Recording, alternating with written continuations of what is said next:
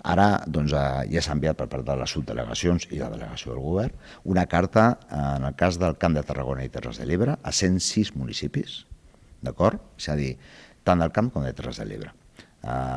Únicament hi ha municipis de 2 comarques que no estan inclosos perquè no han tingut cap emergència, que és el Camp i la Conca de Barberà. Tota la resta han estat inclosos. Evidentment, les 4 comarques de l'Ebre, de les principals, perquè són els que han tingut més anys. Nosaltres ja ens vam reunir, els alcaldes i alcaldesses de la Conca de Barberà, en el Consell Comarcal, ja vam parlar amb ells, els hi vam prometre que faríem aquest tràmit de la declaració de zona gravemente afectada per una emergència de protecció civil, que és el que s'ha aprovat al Reial Decret. Hem complert.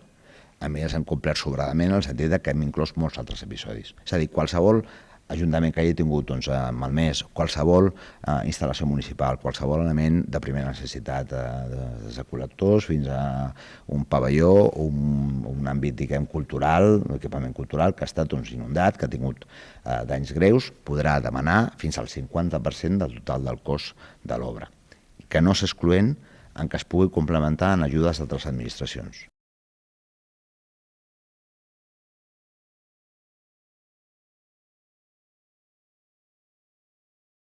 El que sí que intentarem és que, i és el que estem apretant als ajuntaments, és que els projectes vagin cap a intentar fer, per exemple, els camins rurals, elements fortament resilients al canvi climàtic, perquè aquest continuarà. O sigui, tindrem una nova borrasca d'aquí a 2 o 3 mesos, o d'aquí a 4, no ho sabem, però tornarà a haver-hi, i tindrem diverses. I per desgràcia, quan vingui una altra vegada el calor, l'estiu, la primavera, tornarem a tenir incendis, i incendis que ja hem vist de 6a generació, d'una rapidesa absolutament inaudita. Per tant, ens hem de preparar, hem d'estar preparats pel canvi climàtic. Jo crec que el primer que hem de fer és inversió en els ajuntaments, en tot allò que s'ha fet malmès.